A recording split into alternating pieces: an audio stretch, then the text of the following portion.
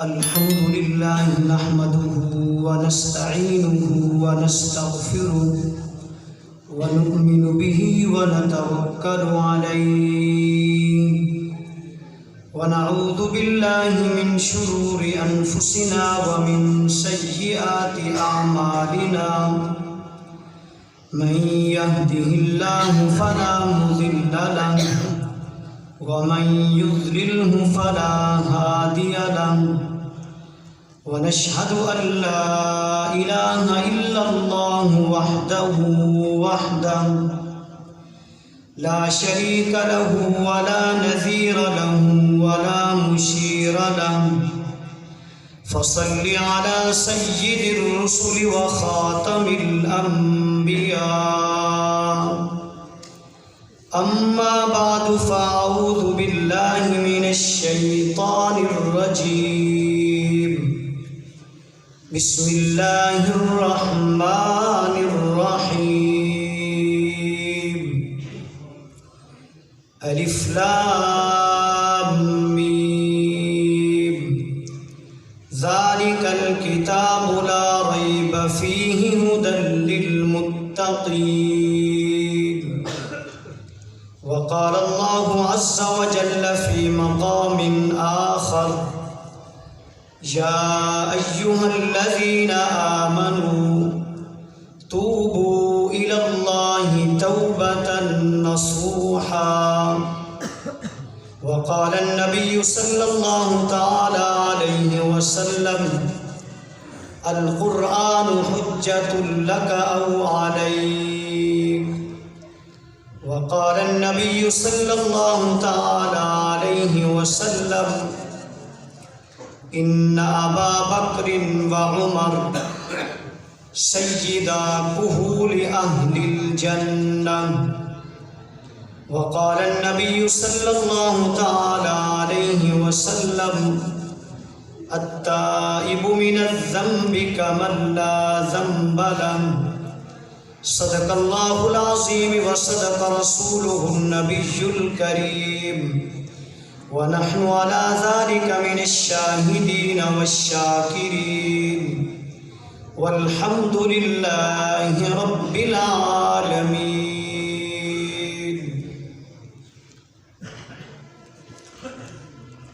کیوں نہ ہو ممتاز اسلام دنیا بھر کے دینوں میں، کیوں نہ ہو ممتاز اسلام دنیا بھر کے دینوں میں، وہاں مذہب کتابوں میں، یہاں قرآن سینوں میں. بدلے گا زمانہ لاکھ مگر قرآن نہ بدلا جائے گا. ہے قول محمد قول خدا فرمان نہ بدلا جائے گا. ہر روز بدلتے ہیں دیکھو مشرک پوجا کے مرکز، مومن کا مگر قبلہ کعبہ ایمان نہ بدلا جائے گا.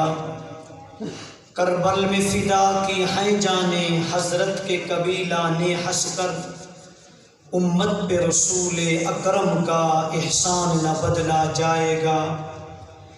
بات بنتی نہیں جب بات بنا لیتے ہیں، تیرا نام لے کر محفل کو سجا لیتے ہیں.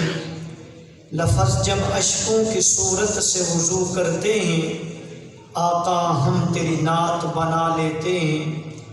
روٹھ جاتا ہے جو اللہ گناہگاروں سے، روٹھ جاتا ہے جو اللہ گناہگاروں سے، درود پڑھتے ہیں اللہ کو منا لیتے ہیں. سب حضرات عبادت کی نیت کے ساتھ بآواز بلند نماز ورد درود پاک پڑھیں. اللهم صل على محمد وعلى آل محمد كما صليت على إبراهيم وعلى آل إبراهيم إنك حميد مجيد. اللهم بارك على محمد وعلى آل محمد كما باركت على إبراهيم وعلى آل إبراهيم إنك حميد مجيد. انتہائی قابل تعظیم و تکریم محترم سامعین، دوستوں، بزرگوں، بھائیوں، اللہ تبارک و تعالیٰ کی آخری حقیقی سچی کتاب قرآن مجید فرقان حمید سے 2 مقامات سے تلاوت کیا اور ذخیرہ احادیث صلی اللہ علیہ وسلم سے 3 حدیثیں تلاوت کی ہیں۔ دعا فرمائیں کہ مجھے اللہ تبارک و تعالیٰ ان کی روشنی میں حق سچ عرض کرنے کی توفیق عطا فرمائے، آپ حضرات کو سمجھنے کی توفیق عطا فرمائے۔ سمجھانے اور سمجھنے کے بعد اللہ تبارک و تعالیٰ سے دعا ہے، اللہ میں عاجز کو، آپ حضرات کو، بلکہ پوری امت محمدیہ صلی اللہ علیہ وسلم کے ہر فرد مرد عورت کو ان کے مطابق عقیدہ عمل کی توفیق عطا فرمائے۔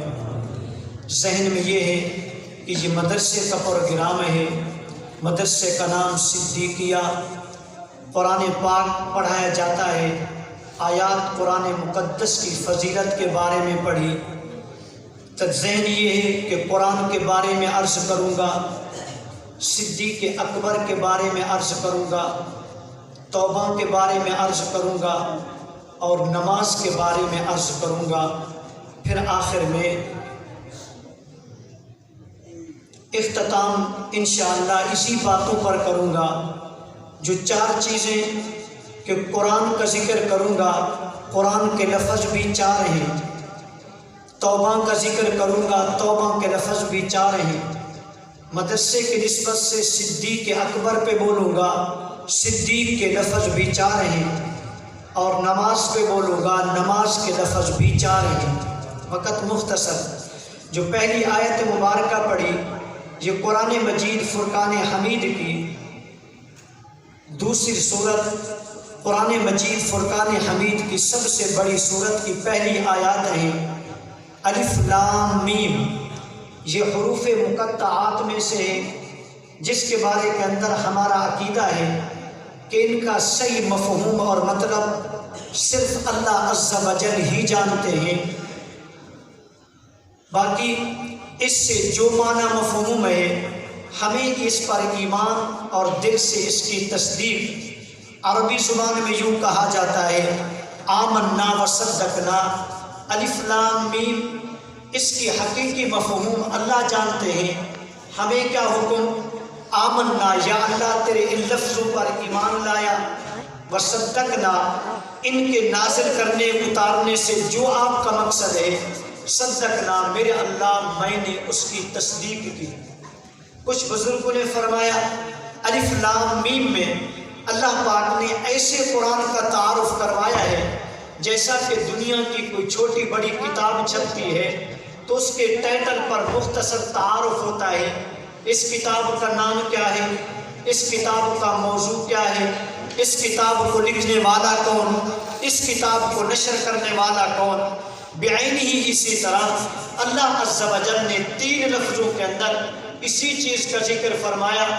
الف لام میم میں پہلا لفظ الف، مراد اس سے اللہ ہے، اشارہ کر دیا کہ یہ کوئی عام کتاب نہیں، اس کو اللہ عز و جل اتارنے والے ہیں، تنزیل من رب العالمین، یہ اللہ رب العالمین کی طرف سے نازل کردہ ہے۔ دوسرا لفظ لام ہے، مراد اس سے جبریل امین ہے، اشارہ کر دیا کہ اس کو لانے والا بھی کوئی عام نہیں بلکہ سارے فرشتوں کا سردار جبریل امین ہیں۔ قرآن نے فرما دیا نزل بہ الروح الامین، ہم نے اس قرآن کو جو نازل کیا حضرت جبریل امین روح الامین کے واسطے سے ہم نے اس کو نازل کیا ہے۔ الف لام میم کا آخری لفظ میم ہے، مراد حضرت محمد رسول اللہ صلی اللہ علیہ وسلم ہے، اشارہ کر دیا کہ جس ذات پر اترا ہے وہ کوئی عام ذات نہیں، اللہ کے بعد اس ہستی کا درجہ ہے۔ قرآن نے تائید کر دی نزل علی محمد، یہ کتاب جو اتاری گئی ہے یہ محمد رسول اللہ صلی اللہ علیہ وسلم کے سینہ اقدس پر آپ کی ذات عالی پر اتاری گئی ہے۔ بھیجنے والے اللہ، لانے والے جبریل، جن پر اتری وہ محمد رسول اللہ، اللہ کے برابر کوئی ذات نہیں، جبریل کے برابر کوئی فرشتہ نہیں، محمد رسول اللہ صلی اللہ علیہ وسلم کے برابر اور آپ کے مقابلے میں اللہ کے بعد کائنات میں کسی کا کوئی درجہ نہیں۔ ذالک الکتاب فرمایا، پہلے یہ عقیدہ بنا، تعارف کیا، ذالک الکتاب لا ریب فیہ، یہ وہ کتاب ہے جس کے اندر کوئی شک شبہ نہیں، اس میں کوئی کسی قسم کی کمی گنجائش نہیں۔ پہلے اللہ نے عقیدے کی بات کی کہ ذالک الکتاب، یہ وہ کتاب ہے لا ریب فیہ، جس میں کوئی شک شبہ نہیں۔ اب فرمائے اس کتاب کا فائدہ سن، ھدی للمتقین، یہ کتاب تقوی والے لوگوں کے لیے ہدایت کا سبب ہے، یہ کتاب پرہیزگار لوگوں کے لیے ہدایت کا یہ سبب ہے، یہ متقی لوگوں کے لیے ہدایت کا سبب ہے۔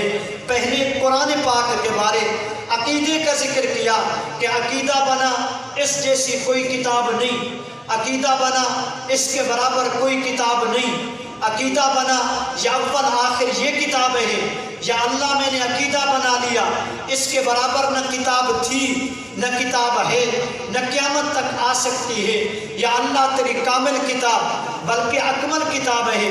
اللہ فرماتے اب پڑھنا اس کتاب کا تیرا کام ہے، اگر فرض نماز میں پڑھے گا ایک کے بدلے 100 نیکیاں دوں گا، اگر نفل نماز میں پڑھے گا ایک لفظ کے بدلے کے اندر 50 نیکیاں دوں گا، اگر تو بغیر فرمایا نماز کے وضو کے پڑھے گا، اللہ پاک فرماتے ہیں کہ ایک لفظ کے بدلے 10 نیکیاں دوں گا، اگر بن وضو فرض نماز میں نہیں، نفل نماز میں بھی نہیں، وضو کے ساتھ بھی نہیں، فرمایا تو بن وضو پڑھتا ہے تب بھی تجھے 10 نیکیاں دوں گا۔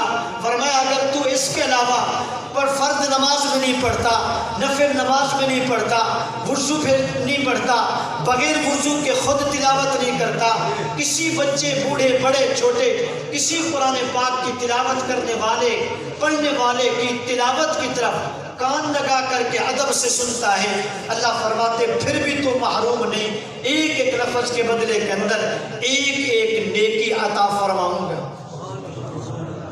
صدیق کی مدرسے کا نام، صدیق کے لفظ بھی 4 ہیں، اور صدیق عربی زبان کے اندر اسے کہتے ہیں جو دل اور زبان کے سچے ہوں۔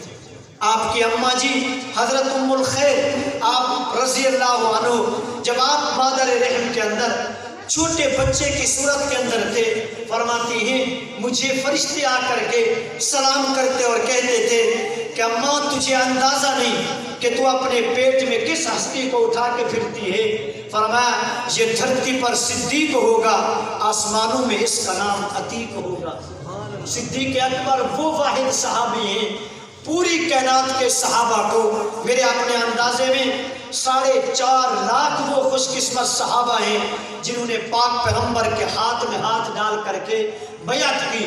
4.5 لاکھ صحابہ کرام میں سے ابو بکر کے علاوہ سب کو کائنات صحابی کہتی ہے، واحد ابو بکر صدیق ہے جس کو اللہ کا قرآن صحابی کہتا ہے۔ اذ یقول لصاحبہ لا تحزن، یہ اللہ پاک واحد ابو بکر ہیں جن کو صحابی فرما رہے ہیں۔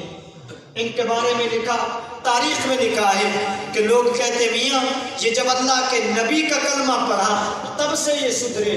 ابو بکر صدیق وہ واحد ہستی ہے، اور اکثر صحابہ وہ ہیں جنہوں نے زمانہ جاہلیت کے اندر بھی نہ شراب پی ہے، نہ کفر کیا ہے، نہ شرک کیا ہے۔ ابو بکر کے بارے کے اندر یہاں تک لکھا، فرماتے ہیں کہ ان سے پہلے حضرت ابو قحافہ کے بچے زندہ نہیں رہتے تھے، چھوٹی چھوٹی چند مہینے کا امید لگتی تھی، بچہ ضائع ہو جاتا تھا، میاں بیوی جاتے ہیں، جا کر کے خانہ کعبہ میں منت مانی کہ اللہ اگر تو نے توڑ کا بچہ دیا، یا اللہ ادھر آ کر کے ہم منت پوری کریں گے اور تیرے گھر کے نام پر بچے کا نام رکھیں گے۔ اللہ نے دعا کو قبول کیا، امید لگی۔ اب جب امید لگی اس مدت سے جس مدت میں پہلے بچے ضائع ہو جاتے تھے، جب اس حمل نے آگے زمانہ کراس کیا، اطمینان ہوا کہ اللہ نے دعا قبول کر لی ہے، پچھلے بچوں کی طرح یہ بڑا ہونے لگا ہے، میاں بیوی جاتے ہیں، اب اس وقت تو اللہ کے نبی نہیں آئے، یہ شریعت نہیں آئی، یہ قرآن نہیں ہے، یہ کس چیز کا بیان نہیں۔ میاں بیوی جاتے ہیں، خانہ کعبہ میں جاتے ہیں، وہاں پر بت دھرے ہوئے ہیں، اپنی رسم و رواج کے مطابق کہہ لوں، جا کر کے اماں جھکنے لگی۔ روایات میں لکھا ہے کہ ابو بکر صدیق بچے کی صورت کے اندر اماں جی کے پیٹ کے اندر ہے، مگر آپ کو مجھے پتا ہوگا، اس اماں جی سے پوچھو کہ جنہوں نے ہمیں اپنے پیٹ میں اٹھایا، بچہ جب ماں کے پیٹ میں جب حرکت کرتا ہے، اپنی جب حرکت کرتا ہے تو ماں سے پوچھو کیا تکلیف ہوتی ہے۔ ماں نے جھکنے کا ارادہ کیا، ابو بکر صدیق یوں ماں کے پیٹ میں یوں ٹانگے ہاتھ یوں سے دیکھیے کہ اماں جھکنے کی کوشش کرنے کے باوجود نہ جھک سکی۔ یہ ابو بکر صدیق رضی اللہ تعالی عنہ ہیں۔ انہی کا واقعہ لکھا، چند سال عمر، ہر باپ اپنی اولاد کی تربیت کرتا ہے، تو باپ لے کر کے جا رہے ہیں، بیٹا یہ خوشی کا خدا، یہ غمی کا خدا، یہ سفر کا خدا، یہ حضر کا خدا۔ ابو بکر صدیق بچے تھے، بچہ ہوتا ہے، بولے ابو جی جب آپ لوگ رات کو سو جاتے ہو، لومڑیاں آ کر کے ان کے اوپر بتوں پر پیشاب کرتی ہیں، جو اپنے آپ کو پیشاب سے نہیں بچا سکتے، آپ کی میری مشکل کشائی کہاں کریں گے؟ ابو یہ کچھ نہیں کرتے۔ یہ وہ ابو بکر صدیق رضی اللہ تعالی عنہ ہیں۔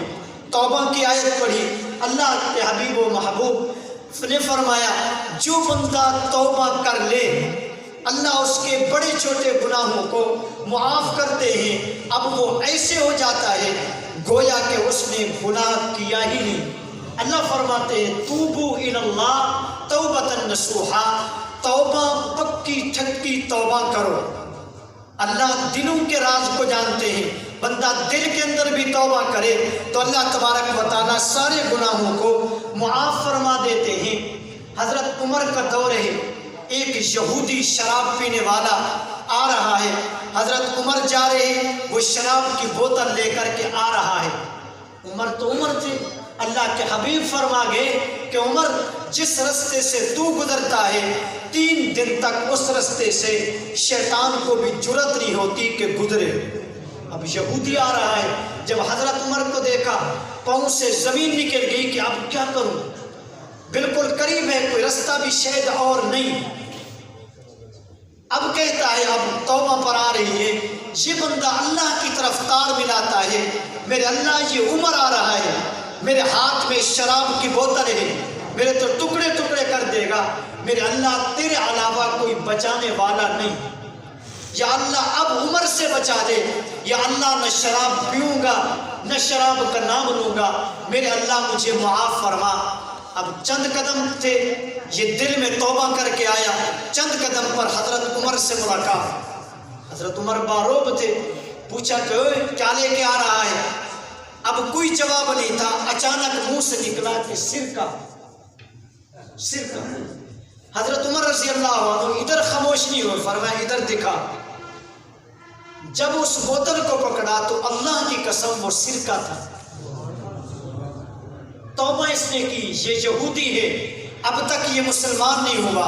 میرے عزیز و دوستو، آپ اور میں مسلمان ہیں، جب غیر مسلم یہودی کی دل میں توبہ کو اللہ نے اتنا جلدی قبول کیا تو آپ اور میں اندازہ لگائیں کہ آپ اور میں اگر توبہ کریں تو اللہ کتنا قبول کریں گے۔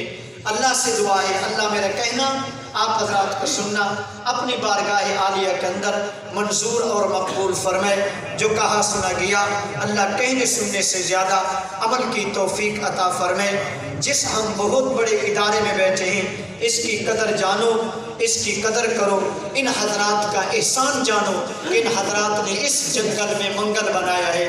اللہ ان کو اپنی شایان شان جزائے خیر عطا فرمائے۔ وما علینا الا البلاغ المبین۔